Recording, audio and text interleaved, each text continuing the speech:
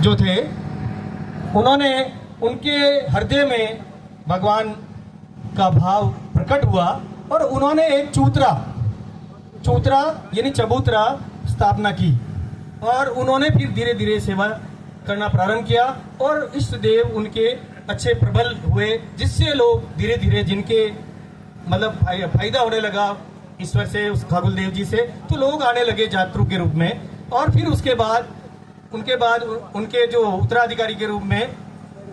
Giza जी के बाद उदा जी आए, उदा जी के बाद धूला जी आए, धूला जी ने किया, धूला जी के बाद एक मिनट, नहीं हरलाल जी नहीं, कालू जी, उदा जी के धूला जी के बाद कालू जी भोपा जी बने और कालू जी ने उस चूतरे को जीर्णोद्धार करके मंदिर के रूप में परिवर्तन किया और वहां उनकी सराय बनाई। और वो भी देखिए ग्राम वासियों के द्वारा, किसी ने कोई उगाई नहीं दी। यदि कोई ब्राह्मण ग्राम का कोई व्यक्ति हो और ये बताया कि हमने इस सन में ये जो मंदिर बनाया था खाकुल देव जी का, उस सन में हमने ये 100 रुपए उगाई की थी और फलाना आदमी गांव का, उसकी निगरानी में ये मंदिर बना, कोई हमें बता दे, आके प्रमाण के रूप में बताए हमारे उगाई की पर्ची के साथ कि हमने ग्राम वासियों से ये 100 रुपए या 50 रुपए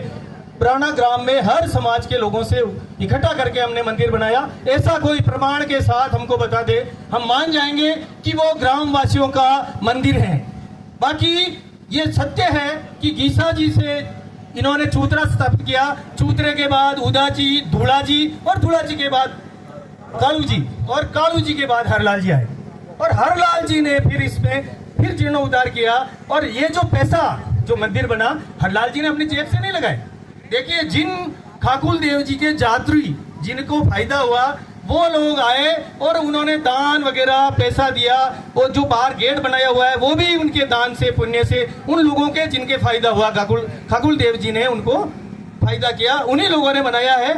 बाकी हम नहीं कह रहे कि पुजारी ने खुद ने अपने जेब से पैसा लगा करके बनाया, नहीं, जो उनके इष्ट देव है और उनके खुद के भी पैसा था, उन्होंने भी लगाया है। पर हम ये कह रहे हैं कि हम इसीलिए कहना चाह रहे हैं कि खाकुल देव जी का मंदिर जो है बराना गांव के किसी भी आम व्यक्ति की उगाई से नहीं बना है। और यदि कोई कहना चाहता है प्रमाण के साथ हमको बताएं, तो हम विश्वास करेंगे कि ग्राम वासियों ने ये मंदिर बनाया और आज उन हमारे पुजारियों को हटा सकने के लिए ये कार्रवाई कर सकते हैं। अच्छा एक चीज और, आप देखिए जब कालू जी जब गोपा जी बने थे उस समय भी ग्रामवासियों ने अड़चने पैदा की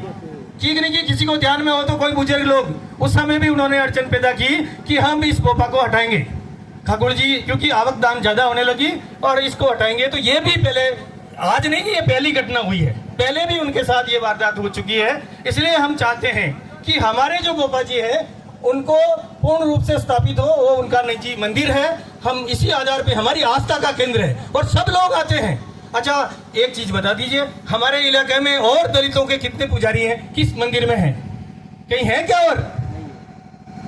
तो एक जगह हमारा पुजारी है, वो भी आपको खट नहीं रहा है